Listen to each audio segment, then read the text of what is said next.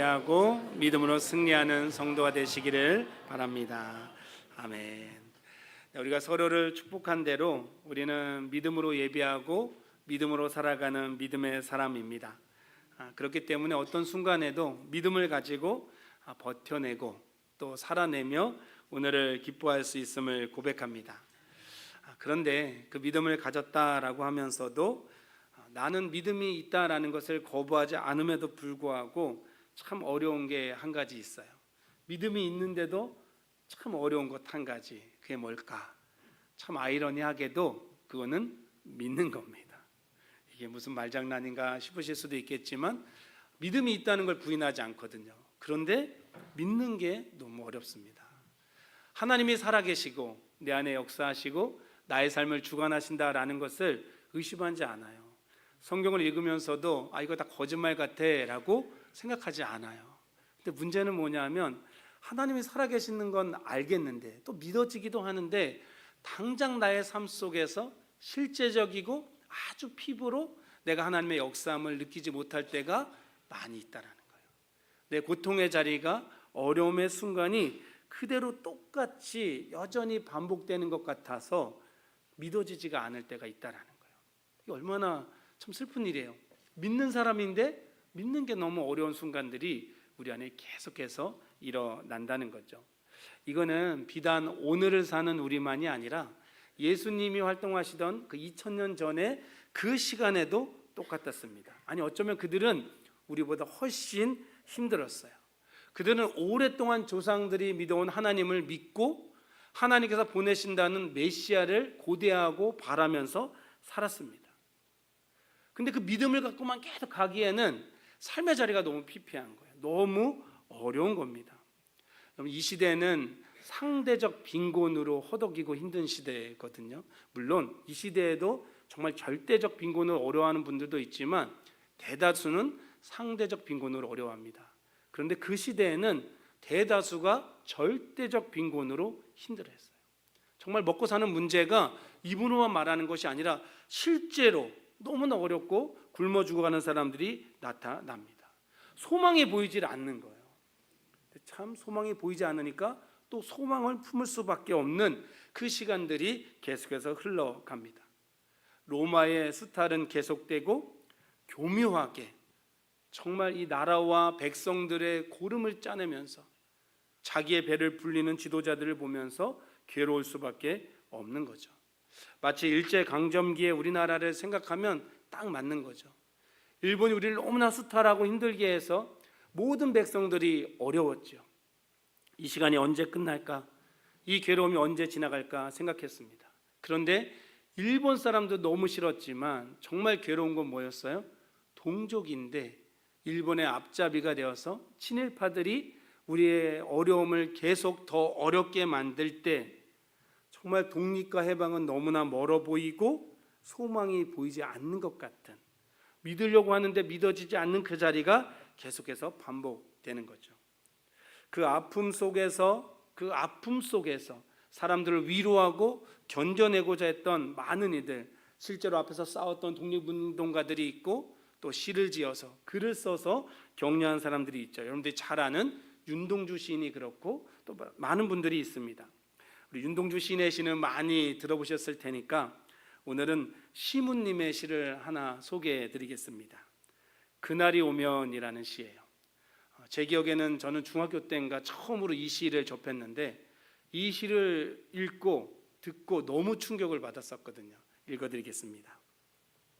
그날이 오면은 삼각산에 일어나 더덩실 춤이라도 추고 한강물이 뒤집혀 용솟음 칠 그날이 오면은 이 목숨이 끊기기 전에 와주기만 하량이면 나는 밤하늘에 나르는 까마귀와 같이 종로의 인경을 머리로 들이받아 올리오리다.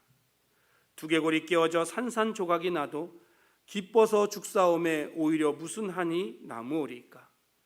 그날이 와서 오호 그날이 와서 육주 앞 넓은 길을 울며 뛰며 뒹굴어도 그래도 넘치는 기쁨에 가슴에 미어질 듯 하거든 드는 칼로 이 몸의 가죽이라도 벗겨서 커다란 북을 만들어 들쳐매고는 여러분의 행렬의 앞장을 서우리이다. 여러분, 이 시인의 그 비장한 너무 그 간절함이 느껴지세요? 그날이 오면, 해방의 독립의 그날이 오면 저 나르는 까마귀가 그 머리로 종을 들이받아서라도 내가 소리를 내겠다는 거예요. 너무 행복하니까. 이것도 되게 충격이었거든요. 근데 우리는 이제 은혜 갚은 까치 까마귀 얘기를 아니까 요건 이럴 수 있겠다라고 생각하는데, 그 다음에 이런 부분이 나오죠.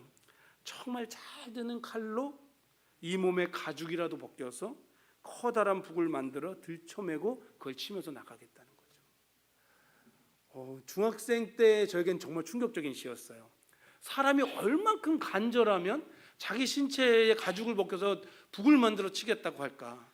얼마나 간절히 소망하면, 얼마나 처절하게 소망하면 이럴 수 있을까라는 생각이 드는데, 그런 염원과 바람과 함께함을 통해서 이 나라가 독립을 이루어낸 것이고 그 선조들의 피땀으로 자유를 누리게 된 거죠. 우리는 그렇게 자유를 누리지만 이스라엘 백성들은 여전히 그 염원 가득한 중에 아무것도 되지 않는 상황인 거예요. 고통의 시간이 계속 지나가는 거예요. 몇백 년을. 우리는 38년도 너무너무 괴로웠는데 그들은 몇백 년을 지나가는데도 그게 이루어지지 않는 거예요.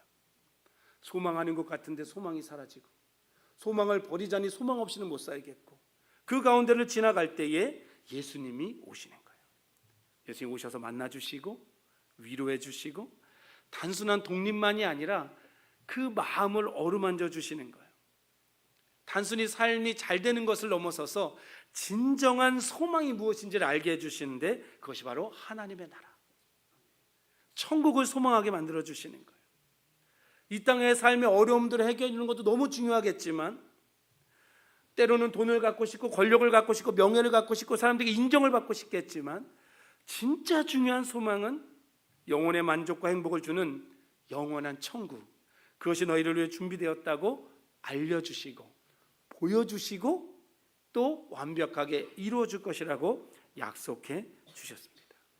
그래서 소망을 품는 거죠. 하지만 문제는 어때요? 계속 말씀드린 대로 삶의 자리가 바뀌지를 않는 거예요. 바뀌질 않는 거예요. 예수님 생각하고 예수님 만나고 그래서 다시 집으로 돌아가면, 일터로 가면 달라진 게 하나도 없는 거예요. 마치 우리로 따지면 어때요? 교회 와서 예배드리고 기도하고 하나님께 간구할 때는 금방이라도 내 삶이 바뀔 것 같은데, 교회 문을 열고 밖으로 나가면 사실 달라진 게 없거든요. 여전히 나는 시달리고 있고 어려움 속에 있고 돈의 문제로 아파하고 질병으로 괴로워합니다. 그 고통의 시간들이 계속해서 이어지는 거예요. 믿음을 잘 유지하면서 살면 너무 좋겠지만, 삶의 위기를 잘 극복하고 천국 소망으로 살아가면 너무너무 좋겠지만, 우리의 삶의 자리는 너무나 고단하다는 거죠. 그 고단함 속에 그래도 믿음대로 살려고 이렇게 예배하고 하나님을 바라보는데, 그냥 놔둬도 힘든데 우리를 힘들게 하는 존재들이 있다는 거예요. 사단과 마귀가 이 세상이 우리를 마구 흔듭니다. 그 작은 믿음조차도, 겨자씨 하나 같은 믿음조차도 가루로 만들어서 흐트러 버리려고 우리를 막 공격하는 거예요. 오늘 본문에도 똑같은 존재들이 나오는데 사두개인들이 나오죠. 이 사두개인들이 예수님을 찾아와서 묻습니다. 질문을 할 때는 보통 알고 싶어서 하는 건데, 이 사람도 사실 궁금하지 않아요. 질문을 빙자해서 예수님을 함정에 빠뜨리고 어렵게 만들고, 심지어 그 대화를 듣고 있는 모든 사람들까지도 절망 가운데로 막 몰아 넣으려는 태세로 묻는 거예요. 누가는 설명하기를 사두개인 앞에 이렇게 수식을 줬는데 뭐라고 했냐면, 뭐가 없다고 주장하는 사람들이에요? 부활이 없다. 그러니까 이것을 처음부터 가지고 있는 사람들이에요. 부활은 없다, 내세는 없다, 이 삶이 끝이다 라고 말하는 사람들이 예수님께 와서 묻는 거죠. 그러면서 가지고 오는 것도 참 똑똑해요, 나름. 왜냐하면 모세를 통해서 주신 율법, 신명기 25장 5절을 가지고 와서 이야기를 하는 거예요. 어떤 여인이 한 남성과 결혼을 했습니다. 근데 아들을 낳지 못하고 남편이 죽었어요. 그럼 성경에 어떻게 하라고 써 있냐면, 그의 형제가 이 여인을 아내로 삼아서 아이를 낳게 해주라고 해요. 그런데 오늘 이 사람들이 따지고 드는 건 뭐예요? 그렇게 결혼했는데 둘째가 어떻게 됐어요? 또 죽었어요. 아이가 없는데. 그런데 셋째가 또 결혼한 거죠. 근데 또 아이가 없어요. 그리고 또 죽었어요. 그렇게 반복해서 칠형제가 전부 다 죽었어요. 그럼 어떡하는 거예요? 만약에 진짜 부활이 있어서 부활의 때가 되면 다 살아나는 건데, 그러면 그 여인은 누구의 아내가 되겠습니까? 라고 묻는 거죠. 이 사람들은 궁금한 게 아니라니까요. 자기들이 제일 합리적이다고 생각해요. 그럼 이런 순간이 오면 말이 돼요, 안 돼요? 안 되잖아요. 그러니까 부활이 있어요, 없어요? 없다라는 거죠. 이걸 생각할 때 부활은 있으면 안 되는 거예요. 그러니까 그런 얘기를 하지 마십시오, 예수님. 그리고 군중들에게도 너네 그런 거 믿지 마라고 얘기하고 있는 거예요. 일단 우리가 이 형사치수제, 이런 제도를 형사치수제라고 하고 계대결혼이라고 하는데, 우리에게는 너무 낯선 제도죠. 이런 제도가 왜 있었냐면, 사실 성경에만 있는 게 아니라 우리나라도 부여시대, 고려시대에는 실제로 있었던 제도 중에 하나입니다. 지금 우리가 정착해서 잘 살고 있지만 예전에는 대부분 유목민이었고, 유목민의 시대에는 노동력이 너무 중요했어요. 사실 정착해도 그렇죠. 우리가 파주에 있다 보니까 농사 짓는 모습을 많이 보는데, 정말 논번기에는 고사리 손 하나가 귀하거든요. 그러니까 농사 질 때, 유목민 생활할 때 노동력이라는 건 너무 큰 거예요. 근데 오늘 본문에서 또 신명기 25장 5절에서 보면, 이 여인이 결혼을 했다가 남편이 죽었어요. 그러면 이 남편이 남겨둔 게 있을 수 있잖아요. 그럼 그걸 가지고 다른 부족에게로 시집을 가면 안 된다는 거예요. 그럼 뭘 잃게 되는 거예요? 이 시족의 재산을 다 잃게 되기 때문에, 그러면 공동체가 와해되니까 그러면 안 된다, 다른 데 시집 가지 말라라는 목적이 하나 있었어요. 그 또 하나는 뭐냐면, 남편이 많이 남겨준 게 아니라 아예 남긴 게 없는 경우도 있을 수 있겠죠. 그러면 이 여인은 아들도 없고 가진 것도 없으니까 그냥 죽을 수밖에 없는 거죠. 그럴 때 내치는 것이 아니라 끌어안고 함께 살아내라, 함께 이루어가라 라고는 배려의 율법이며 하나님의 법이었던 것이죠. 그런데 이 사두개인들은 그 하나님의 진짜 마음은 알지 못하고 그냥 그 안에 뭔가 오류를 어떻게든 발견해서, 뭐가 없다고요? 부활이 없다. 부활이 없으니까 그냥 여기가 전부다라고 말하려는 의도로 예수님께 오는 거죠. 이 제도를 가지고 예수님을 막 압박해 대는 거예요. 자기들 딴에는 너무나 분명한 증거로 모세오경 신명기를 가지고 왔으니까 예수님도 맞네, 부활 없어야지 라고 말하기를 바랐겠죠. 그런데 예수님은 부활의 자녀, 하나님의 자녀에게는 부활 후에는 장가가고 시집가는 것도 없다, 천사와 같다라고 말씀을 하십니다. 사실 이 본문은 우리가 읽은 누가복음보다 동일 본문인 마태복음, 마가복음을 읽어야 더 통쾌해요. 예수님 뭐라고 하시냐면, 너희가 성경도 하나님의 능력도 알지 못함으로 오해하였다. 그 사람들은 성경을 진짜 잘한다고 생각하거든요. 근데 니네 성경 모르는 사람이야, 성경 잘못 해석한 거야 라고 예수님께서 그들을 찔러주시고 제대로 알려주시는 거죠. 그리고 궁금해지지 않으세요? 사두개인들은 왜 이렇게 시비를 걸고 있을까? 왜 이렇게 예수님께 나와서 시비를 걸까? 당시에 사두개인들은 다윗의 시대를 떠올리면 여러분 사독 제사장을 기억하실 수 있을 거예요. 그 사독에서 내려온 뿌리, 거기에서 출발해서 유대인의 한 종파로 잡은 사두개파인 거예요. 그런데 사두개파만이 아니라 유대인 종파 중에 가장 큰 것 중에 하나는 바리새파가 있는데, 물론 SM파도 있고 여러 파가 있는데 가장 양대 산맥은 바리새파와 사두개파였어요. 근데 이 사두개파는 성전 중심의 권력자들이었어요. 제사장, 장로, 이런 사람들이 대부분 사두개파로서 이스라엘의 최고의 의결기관은 사내들인 공유회인데 대부분을 그들이 차지하고 있었어요. 그럼 바리새파는 힘이 없느냐? 그들보다는 물질적으로는 힘이 없었어요. 하지만 넓게 분포해서 사람들의 존경은 더 많이 받았는데, 말씀드린 대로 사두개인들은 성전 중심, 예루살렘 중심이었다면 바리새파는 회당 중심, 전국에 퍼져서 회당 중심으로 자신들의 힘과 또 하나님을 사랑하는 마음은 자기들의 의미로는 그렇게 주장하면서 살았던 사람이에요. 그런데 참 안타깝게도 이 둘 다 예수님 싫어했거든요. 둘이 맨날 싸워요. 정치적으로, 문화적으로, 종교적으로 바리새파랑 사두개파 맞지가 않아서 늘 공격합니다. 당장 부활에 대한 것도 바리새파는 있다고 하는데 이들은 없다고 해요. 바리새파는 천사가 있다고 하는데 사두개파는 없다고 해요. 그러니까 늘 싸워요. 근데 참 신기한 거는 이들이 하나 될 때가 있는데 언제일까요? 예수님 공격할 때. 예수님 믿는 사람 공격할 때는 이들이 하나가 되는 거예요. 성경을 이 복음서를 읽다 보시면 예수님이 마태마가 누가복음에서는 이 갈릴리에서 예루살렘으로 올라가는 이 구조로 되어 있는데, 예수님께서 예루살렘으로 올라가기까지 그 3년의 시간들 내내 쫓아다니면서 힘들게 하는 사람들은 바리새인들이에요. 그런데 이제 예루살렘에 올라가서 성전에 들어가면 누가 괴롭혀요? 사두개파가 괴롭히는 거예요. 그들의 배경을 알면 이제 금방 알게 되는 거죠. 그렇게 괴롭고 힘들게 해서 예수님을 어렵게 하는 것은 물론이고, 진짜 목적 중에 하나는 뭐냐면 예수님을 따라다니는 사람들이 예수님으로 인해서 희망을 갖게 되는 걸 원하지 않는 거예요. 그들이 소망을 갖게 되는 것을 원하지 않는 거예요. 왜 그럴까요? 이들은 지금이 너무 좋은 거예요. 권력을 갖고 있거든요. 앞에 서유의 서두의 친일파 딱 똑같은 사람들인 거예요.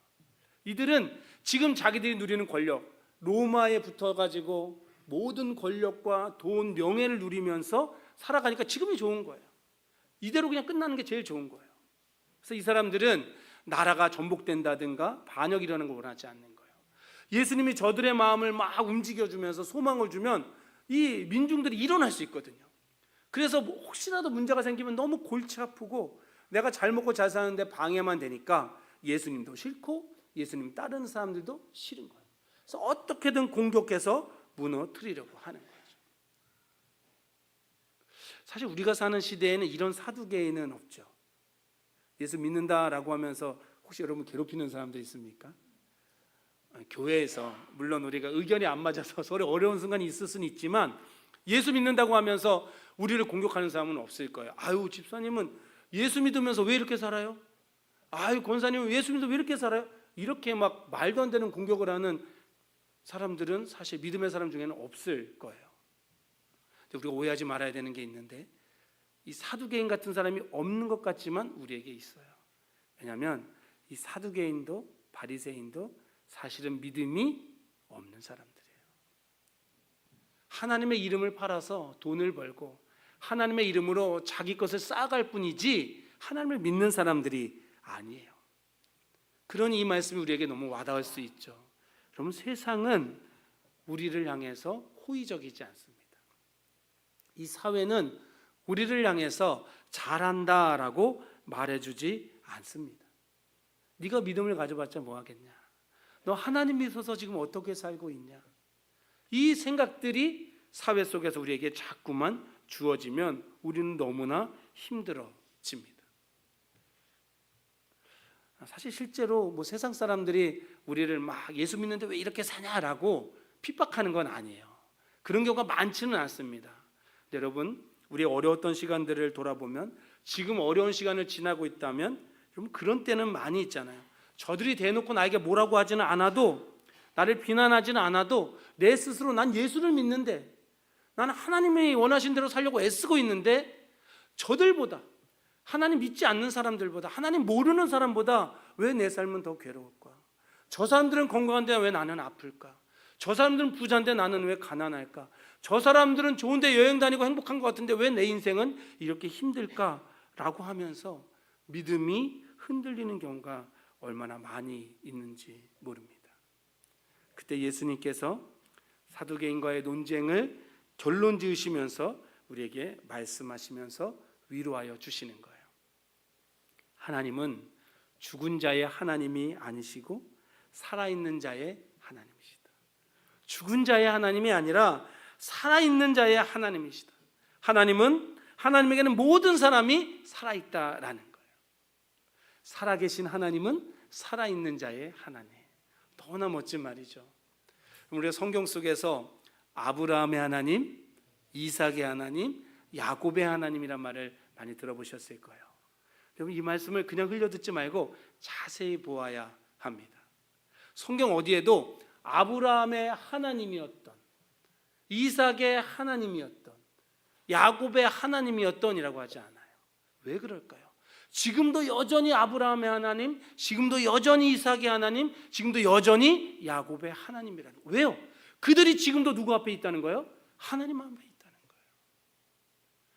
사두개인들은 이 세상은 야 이게 다야, 이 땅이 전부야, 이제 끝난 거야, 이거 지나면 아무것도 없어, 영원한 삶 이런 거 없어 라고 우리에게 말하지만 성경은 우리에게 예수님의 입술을 통해서 알려주시는 거죠. 하나님은 살아계시고 살아있는 모든 자의 하나님이시다. 우리는 죽음이 끝이 아니고 죽음을 통해서 영원한 삶으로 이어진다라는 사실을 알려줍니다. 사랑하는 성도 여러분, 우리는 이 땅의 삶에 충실하지만 이 땅의 삶이 전부라고 여기며 사는 사람이 아닙니다. 이 땅을 살아가며 천국을 누리지만 영원한 천국을 소망하며 우리 주님 다시 오시는 그날을 고대하는 사람이라는 것을 믿으시기 바랍니다. 그 믿음이 없으면 우리의 삶이 너무 허망하죠. 이 믿음이 없으면 우리의 수고와 우리의 헌신이 아무 의미가 없어지는 거예요. 그럼 영원한 삶이 없으면, 천국이 없다면 여러분은 다음 주부터라고 당장 이곳에 모일 것이 아니라 돈이 필요한 분들은 일하러 가셔야 되고요. 사람들에게 인정받고 싶은 사람들은 어디 가서 친교 모임을 하셔야 되고요. 권력과 명예를 갖고 싶으면 안 돼도 정치인 꼴이라도 붙어 다니면서 하셔야 되는 거예요.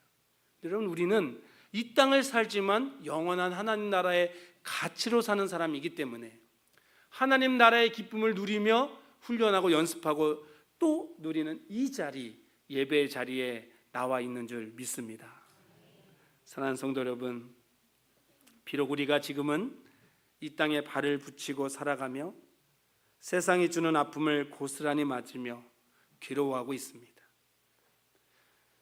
질병의 문제가, 돈의 문제가, 삶의 불만과 고통이 참 오래도 지난하게도 우리를 괴롭힙니다. 근데 여러분, 결단토 그런 것들이 우리를 하나님의 사랑에서 끊을 수 없습니다. 그 어떤 것도 우리를 하나님으로부터 떨어져낼 수 없다는 것을 믿으시기 바랍니다. 하나님은 말씀을 통해, 사람을 통해, 환경과 자연을 통해 우리에게 말씀해 주세요. 근데 더 감사한 건 뭐냐면 하나님 말씀이 안 들려요. 성경이 안 보여요. 기도가 안 되거든요. 사람을 통해서 하는 말들이 감사로 들려지는 게 아니라 막 비꼬는 것처럼 들려질 때도 있어요. 환경과 상황, 나한테만 힘든 것 같아요. 그래서 점점점 가라앉고 어려워지는데, 그럼 그때 그 순간이 오면 성령님께서 나의 어둠 깊숙한 곳에 나의 연약함, 나의 부족함을 다 하시고 어루만져 주십니다. 나의 외로움을 만져주시고 나의 어려움을 만져주시고 나와 함께하여 주십니다. 그 성령님을 내가 마음을 열고 받아들이면 우리는 진정한 천국 소망으로 살아가게 될 줄 믿습니다. 사랑하는 성도 여러분, 천국을 소망하시기 바랍니다. 믿음을 포기하지 마시고 오늘을 또 버텨내고 살아내시기 바랍니다. 맨날 버티고 맨날 사는데 또 버티고 또 살아내라고요? 그래야죠. 이 땅의 삶이 끝이 아니니까 우리가 버티는 건 오늘도 굶지 않았다, 오늘도 살았다, 이 정도만 버티는 게 아니라 내가 믿음을 잃지 않았다, 내가 하나님을 바라보고 있다, 하나님이 주는 소망이 내게 여전히 있다, 이것을 버텨내고 살아내는 겁니다. 끝없는 밤의 시간들, 끝없는 겨울의 시간이 지나는 것 같아도 밤은 끝나고 겨울도 끝남을 우리가 알기에 그 모든 것을 끝내시는, 또 새로운 것을 여시는 하나님을 기대하시기 바랍니다. 끝냄을 바라는 믿음에 더하여 진짜 중요한 것, 짙은 어둠과 아픔의 시간 속에서도 나랑 함께 하시면서 나랑 함께 아파하시고 동행하여 주시는 그 주님을 신뢰하면서 믿음의 길을, 이 순례의 길을 담대히 걸어가는, 그래서 나는 진정 천국의 소망으로 행복한 사람이다 고백할 수 있는 저와 여러분이 되시기를 주님의 이름으로 축복합니다. 우리 이 시간에 함께 찬양하고 기도하기를 원합니다. 하늘 소망이라는 찬양인데요, 우리가 많이 안 불러봐서 어려울 수도 있겠지만 가사 하나하나를 읽어가면서 함께 고백한다면, 그래 나에게는 천국 소망으로 하늘 소망으로 살아가는 사람이지 라는 믿음이 생겨날 것 같습니다. 우리 이 시간에 우리의 마음을 다해서 함께 고백하며 나아가도록 하겠습니다.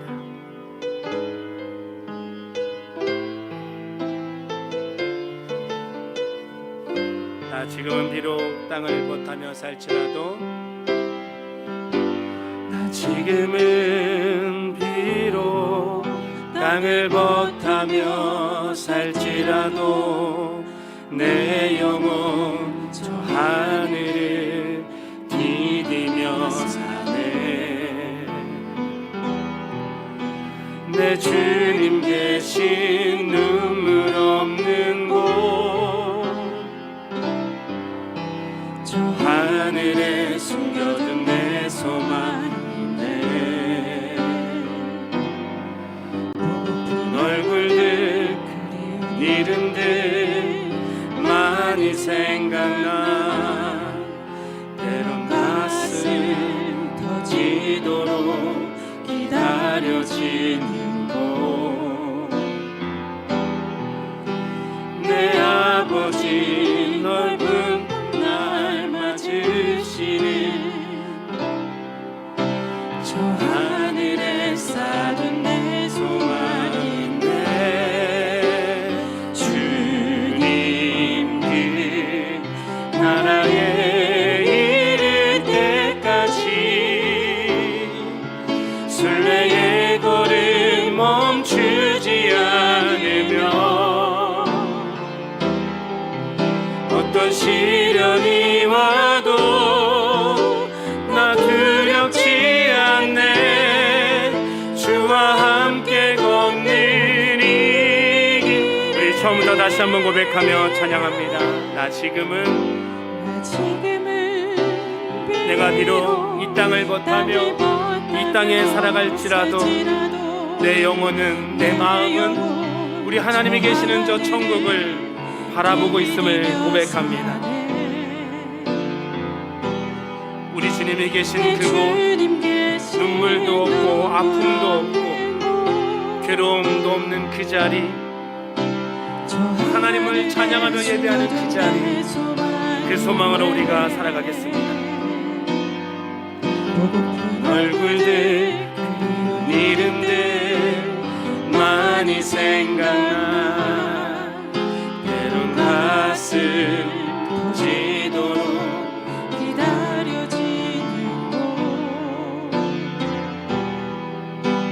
내 아버지 넓은 품날 맞으시는 저 하늘에 쌓은 내 소망인데,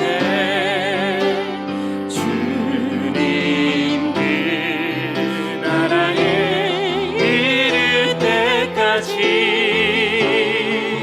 순례의 걸음 멈추지 않으며, 어떤 시련이 와도 나 두렵지 않네. 주와 함께 걷는 이 주님 그 나라에 이를 때까지, 주님 그 나라에 이를 때까지, 주님 순례의 걸음을, 이 믿음의 걸음을 멈추지 아니하며 모든 시련 가운데도 주님을 바라보겠노라고 믿음으로 결단하고 다짐하며 주님 앞에 찬양합니다. 나 두렵지 않네. 주와 함께 걷는 이 우리의 믿음으로 다시 한번 고백합니다. 주님 그 나라에 이를 때까지, 그 나라에 이를 때까지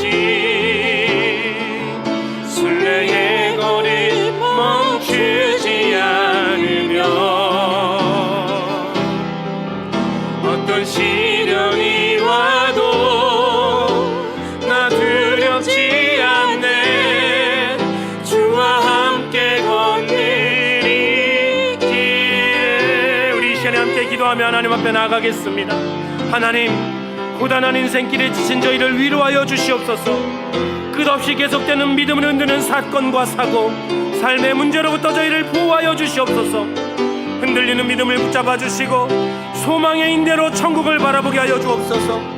이 땅에서도 천국을 살다가 영원한 천국에 들어갈 그날을 바라보며 소망 중에 즐거워하는 주의 백성들 되게 하여 달라고 우리 함께 소리내어서 간절히 기도하며 나가겠습니다. 같이 기도하시겠습니다.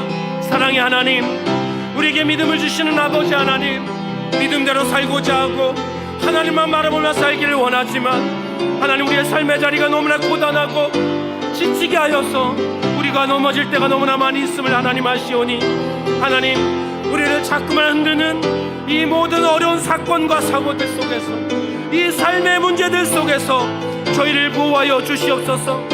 하나님, 지긋지긋하게 우리를 힘들게 하는 이 질병의 문제, 돈의 문제, 사람의 문제, 이 가정의 문제, 하나님, 기도하고 또 기도함에도 불구하고 포기하지 않음에도 불구하고 여전히 사라지지 않는 이 문제가 우리를 너무나 힘들게 합니다.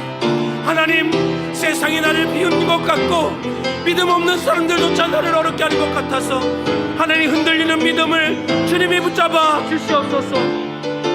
이 땅을 살면서 천국을 누리길 원합니다. 이 땅에서 천국을 가다가 영원한 하나님 나라의 천국으로 들어가기를 원합니다. 하나님, 소망 중에 즐거워하는 사람들 되게 하여 주시옵소서. 믿음으로 살아가는 사람들 되게 하여 주시옵소서. 아무리 힘들고 어려운 길을 걸어가도 나를 포기하지 아니하시며 끝까지 사랑하시는 그 사랑 안에 우리가 머물게 하여 주셔서 하나님, 하나님의 은혜 속에, 하나님의 사랑 속에 또 승리하며 천국을 바라보는 우리 모두가 되게 하여 주시옵소서.